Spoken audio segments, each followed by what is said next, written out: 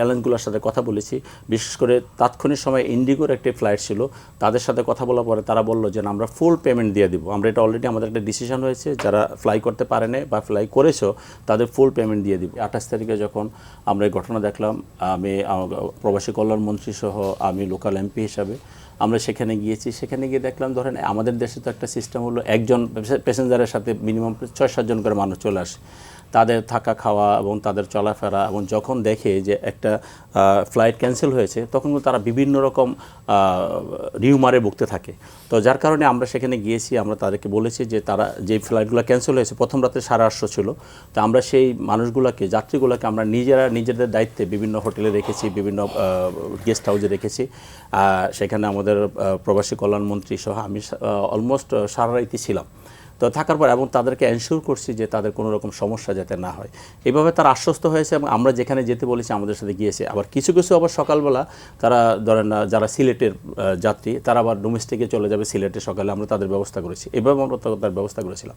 তাদের মূল সমস্যা যেই জায়গাটা, যেটা হলো যে তারা বারবারই বলতেছিল যে এই যে আমরা আসলাম, কেউ বলতেছে আমাদের ভিসার মেয়াদ আছে 1 দিন, কেউ বলতেছে 3 দিন। তখন আমরা তাদেরকে কনফার্ম করলাম যে হ্যাঁ, এখানে বাংলাদেশে আমাদের মন্ত্রী যেহেতু আছেন, বাংলাদেশ থেকে আপনারা তো আর এমনি আপনার ভিসা ক্যান্সেল হবে না, কারণ এটা আন্তর্জাতিক ব্যাপারটা সবাই জানে। সো দ্যাট ভিসা নিয়ে আপনাদের দুশ্চিন্তা করার কোনো কারণ নেই। আজকে এই ভিসা অটোমেটিকলি এক্সটেনশন হবে। আদারওয়াইজ আমাদের যে দূতাবাসগুলো আছে তারা ইতিমধ্যে কাজ করা শুরু করেছে, আমরা বিভিন্ন হটলাইন খুলেছি।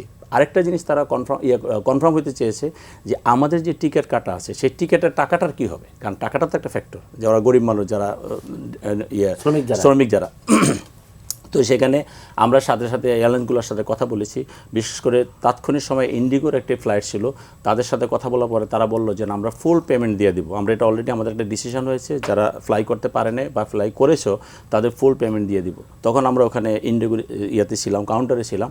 এক যাত্রী বলল যে ভাইয়া আমি কিছুক্ষণ আগে ইন্ডিয়া থেকে ফেরত এসেছি, অর্থাৎ বোম্বাই থেকে ফেরত এসেছি। তো বোম্বাই থেকে ফেরত এসেছি, আমার টাকাটার কী হবে? তখন আমরা সাথে আমি এবং আমাদের মন্ত্রীর সাথে কথা বললাম ওদের ইন্ডিগোর সাথে। তখন ওরা বললো যে না, যে ফেরত এসেছে আর যেতে হোক, যারা টিকিট কেটেছে যেতে পারেনি, গন্তব্যে যেতে পারিনি, আমরা তাদের সবার টাকায় ফেরত দেবো। এভাবে তাদের আশ্বস্ত করেছি।